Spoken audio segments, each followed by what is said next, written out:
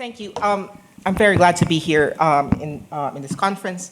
So I guess a lot of the papers that was presented in this conference so far are a lot are conceptual, right? So yeah, it's mostly frameworks.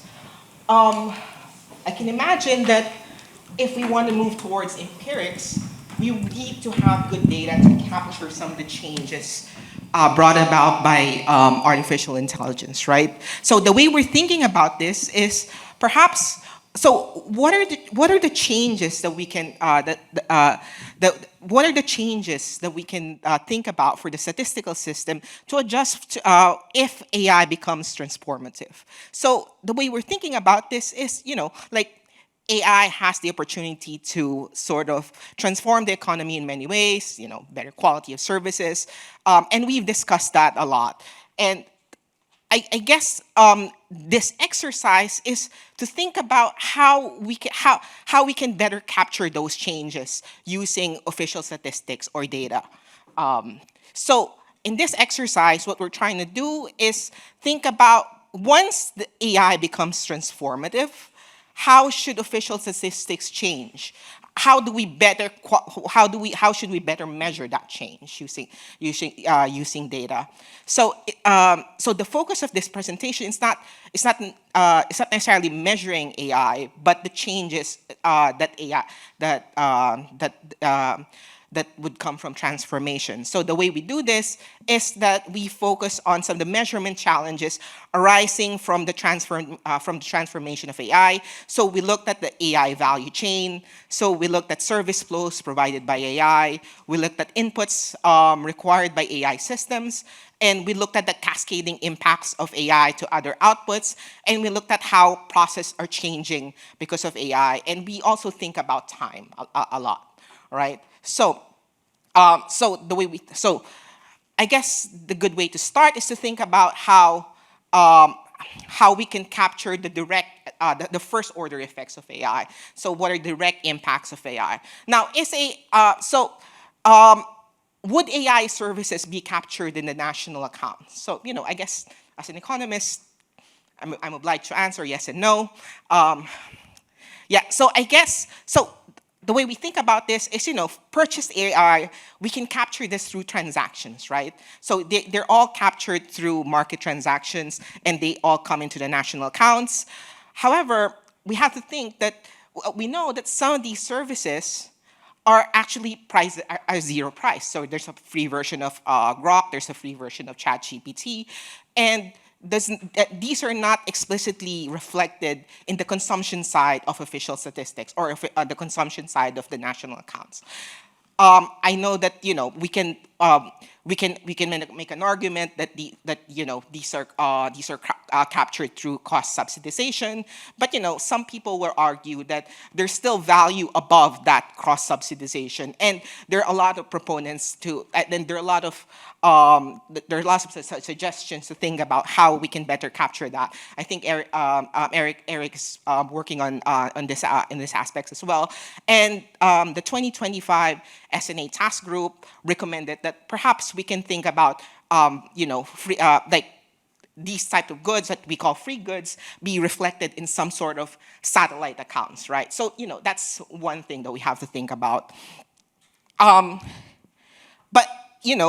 if we're able to capture AI as a free service, we have another layer of problem, like thinking about the free goods that are already existing. Thinking about Google, say Twitter or social media. LLM functions are increasingly being embedded in these zero-priced services. So the way we can think about this is a sort of quality adjustment or quality improvement in these services. Now, in the national accounts, quality improvements should be measured as a volume change, right? So the way we can think of it, if we're able to capture free digital services as some sort of satellite accounts in some sort of satellite accounts, now we have to think about how do we think about adjusting for the quality of these goods and services. So now we have to think about deflators to capture the quality change or the volume change arising from the quality improvement of these services. And even for AI AI transactions or AI services that are captured in market transactions, we know that AI services are improving a lot, right? So, like last year we just had GPT-3, then we have GPT-4, we have GPT-5. So we have these constant improvements in the quality of LLMs. Again, in the national accounts, quality change should be captured as a form of volume change, and compilers of official statistics have done a lot of work in terms of adjusting for quality change for many goods and services. That's why they're doing a lot of these hedonic regressions, and now we have to think about how can we adjust our price deflators to better capture those quality changes from LLM services. From these LLM services. Now that's some of the points thinking about how AI services consumed by households. But I think one of the reasons why AI is increasingly important for people studying productivity is it has the ability to improve production. And right now this data is from the Management Excitation Survey. We know that adoption rate is relatively low at the moment. This is 2023. It could get really fast. Now, one of the questions that we have to think about is, can we make AI usage more visible in official statistics, such as the national accounts, right? So yeah, we know that B2B transactions, that's reflected in national accounts. If say a company like KPMG subscribes to ChatGPT services, but but we can think about some firms employing the free versions of ChatGPT and other LLMs. How can we reflect that in official statistics as well? So also we talked about LLM functions being embedded in some other services. We can also think about LLMs being embedded in other digital products, say the Microsoft Copilot, or Overleaf. Most of these products are increasingly most of these products are increasingly capable of LLM functions.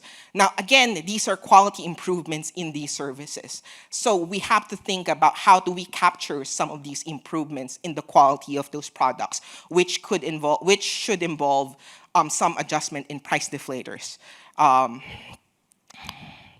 Also, another thing that we have to think about is AI, creative outputs, AI-generated creative outputs. So if you think about LLMs creating advertising jingles, right?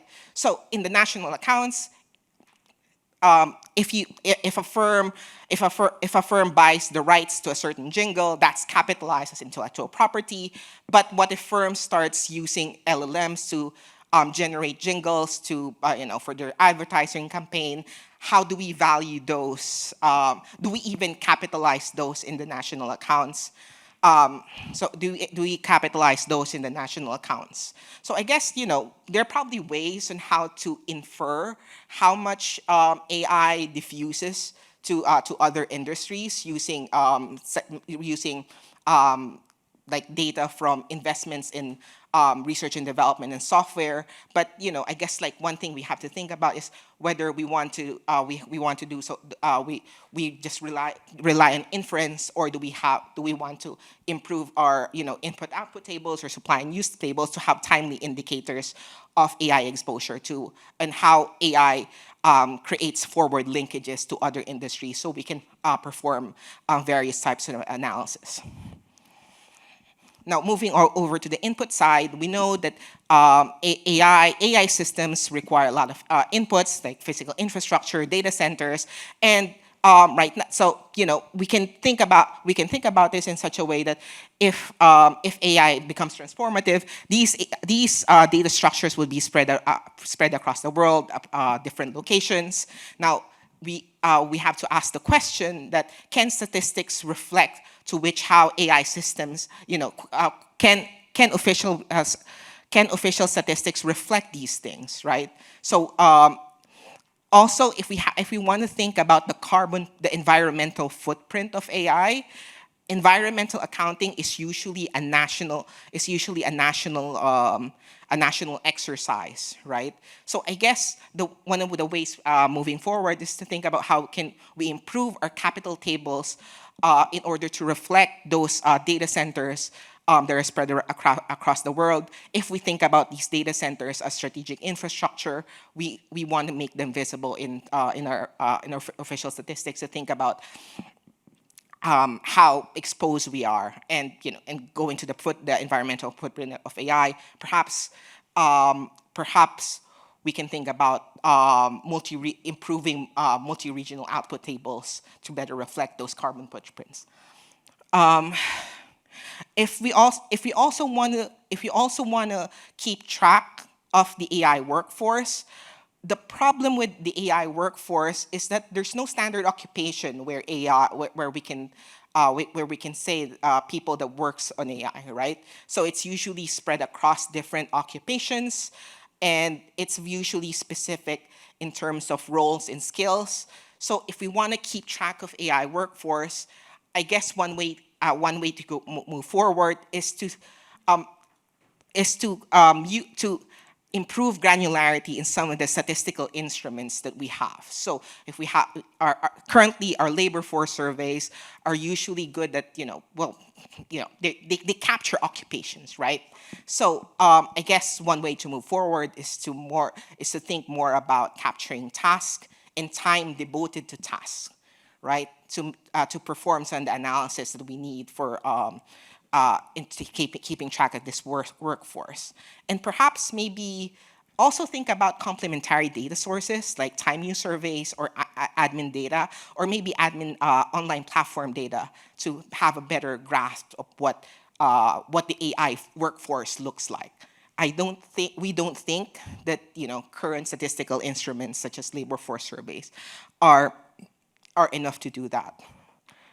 Still in inputs, if you think about AI, they use a lot of training data. Now, the 2025 SNA recommends that data be recorded as an asset in the 2025 SNA. I guess, there are a lot of issues regarding measuring data. We can talk about, like depreciation rates or like price deflators. But, a good some of the fundamental problem with this exercise is how we really capture the value of data, especially when the value of data is very context dependent. It depends on how the data is being used, and usually data is not observed. The sale of data is not observed in market. We don't usually observe the sale of data in market transactions, right?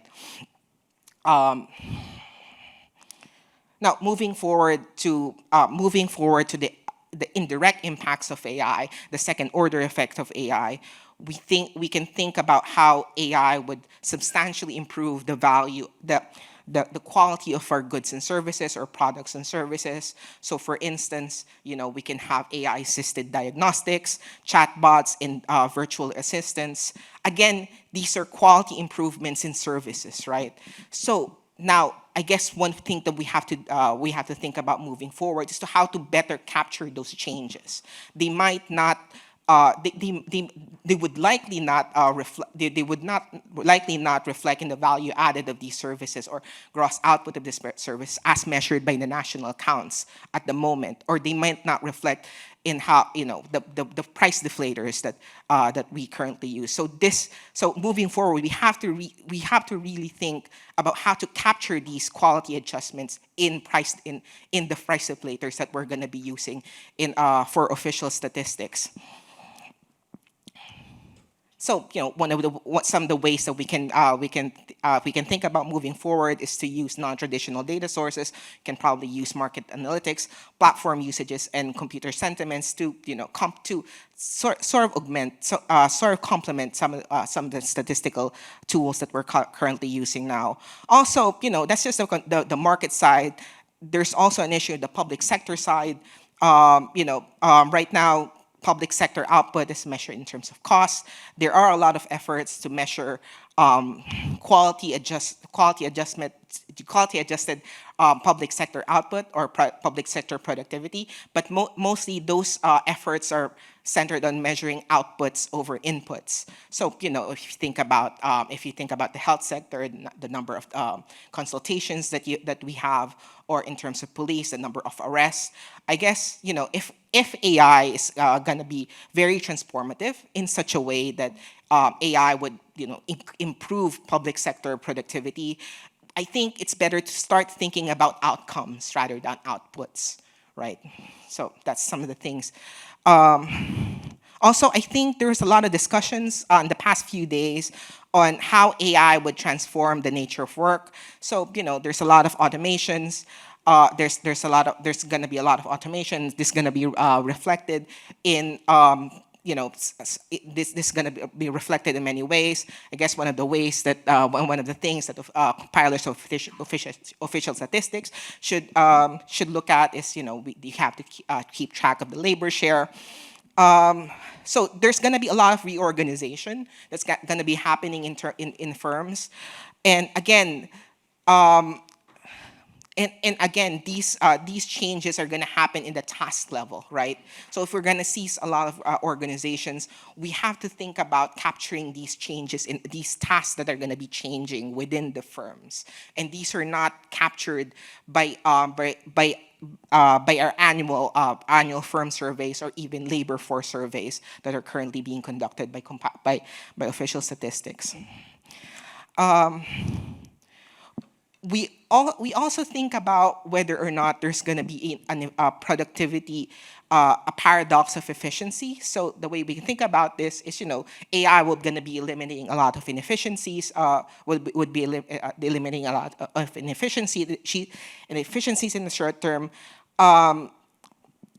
primarily by compressing some labor-intensive tasks into or time-consuming processes.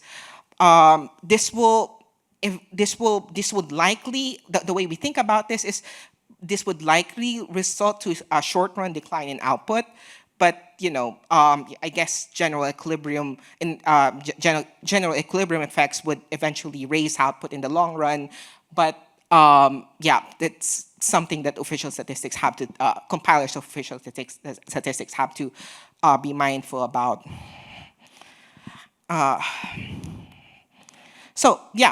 So moving forward to how we think about time and how we should measure changes in time. So I guess I think there was a lot of discussions in the past few days about how the potential of AI to free people from routine type cognitive tasks, right? So at the present. At the present, we have labor force surveys, but again, But again, how do we capture these changes in task, right? So how we capture these tasks, right? At present, it's very challenging to capture the shifts. Using only hours works and employment data would not allow us to reflect some of these changes in official statistics, or what's happening with the wage distribution. So we really need more granular data in that aspects as well. Also going forward to household production, I guess one way we can think about this is AI would have the potential to improve household production. We can have, right now we have AI-powered vacuum cleaners. We could have humanoid robots in the future doing a lot of the household production. Right now, compilers of the national accounts produce the household satellite account that captures household production. Most of the time, the way they do it is to use wages as a proxy for how much value the value of these services, these household services, right, or the value added from these services. When we start to shift to more automated household production, I think we have to rethink how we can value these household productivity. So I guess just as a final remark, so we recognize, recognizing AI as a separate software is a small step towards the right direction in the SNA. The SNA is already moving towards that. But I guess our main point here is that existing statistical frameworks and statistical instrument will struggle to capture AI's broader impacts, right? So we need our main point here is that we need granular data, outcome-oriented measures, and we need more collaborations with business with businesses for their data, and more global collaboration to produce this information. This is not an exhaustive list. I'm sure many of you can think about other things that official statistics should improve to better measure the impacts of AI. But these are the ones that we think are important. So yeah, I guess that's my last slide. Thank you. Okay, and And Carol will I thank discuss. the organizers for inviting me here to do so. Yeah, let's sort of start. So this is a very strong paper. We really should take the time to look at it. It really takes on a broad range of issues, as John has shown, and really in an attempt to address sort of policy issues surrounding what the heck is happening to the economy with AI. The central point of view is that there are changes that are taking place now, and we need to put new data structures in place so that we can track the mechanisms of change that occur as we move towards transformative AI. So my talk will sort of toggle a little bit between the now and where we're going. But I think that was the spirit of their paper, which is that if we don't know where we're going, we really have to cast a broad net. And that's what they've done in this paper. They step us through a whole lot of needs and challenges. It's a pretty long list. And it's always asking for more granular data and more information on what the mechanisms of change would be. And that isn't what we have in our data now, for instance. So the topics, I discussed a bunch of topics in my review, and I'm not going to do that here. I'm just going to talk about three things. And I'm going to go back and forth between the here and now and where we're going in the future. So I'm going to start with considering the technology that we have now and how it would be depicted in data. And this is just a simple graph that I think sort of says a lot, in that we used to be in a world where software was handcrafted, or where the knowledge was given by human experts. It was used widely in business with the IT revolution.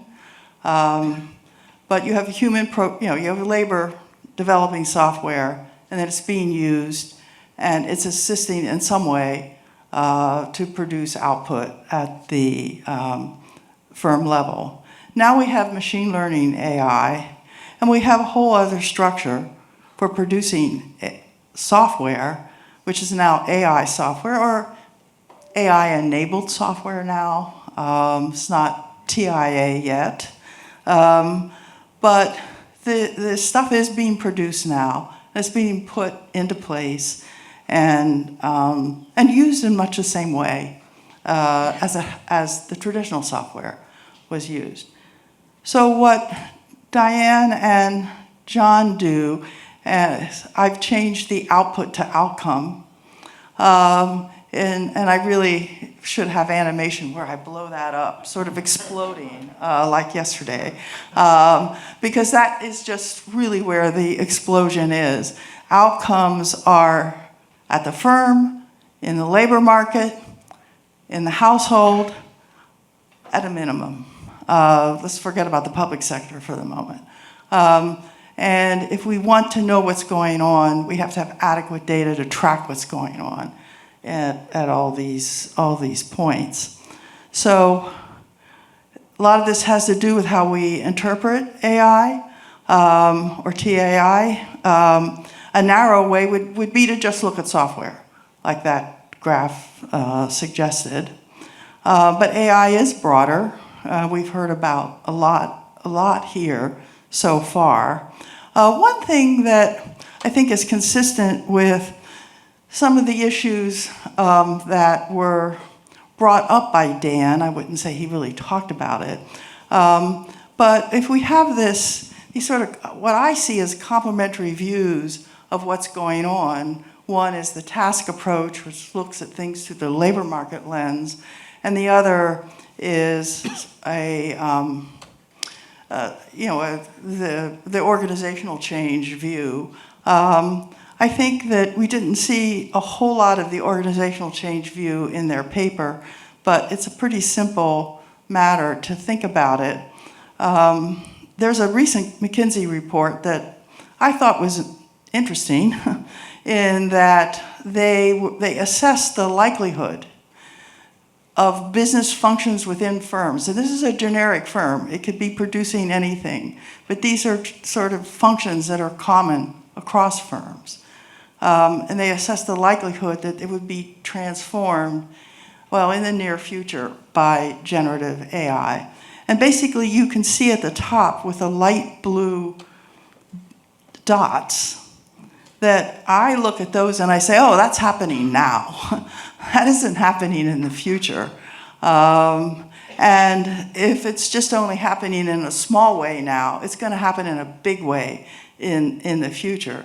I think what's also interesting in what's at the bottom, it's not going to stay at the bottom, but no, pricing is at the very bottom, and then corporate strategy is just a little bit up from that. Anyway, this is just an assessment of how you could think about how firms may be changing organizationally, what's going to be outsourced, what's going to be insourced, what different paths they may take if you want to use Dan's model, might emphasize supply chain versus doing something in-house. If we had data on business function, we could see how it was being transformed, but we don't. And John and Diane call for data on tasks. We have some that's enabled the task approach to be used, but we don't have information on the time that it takes to do a task. And that's a big deal. Then they have, really the discussion about time as a measurement dimension is really a very nice part of this paper. And as many of you know, Diane wrote a recent book, and she's got a whole chapter in there on how this will be what we need if we are to keep track of what's going on in households. Businesses too, but definitely households. And then finally,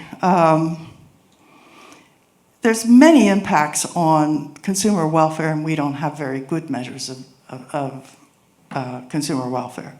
So that's also something that we need to be thinking about. And a lot of people are, but that's sort of where we're going. So let me now back up. If you go back to that chart about the technology, software and software R&D is actually a natural starting place to think about what's happening right now. And I'm going to just take a little time to tell you this, because Erik started off this conference saying, we don't see AI in the productivity statistics. And I'm going to tell you that we really do.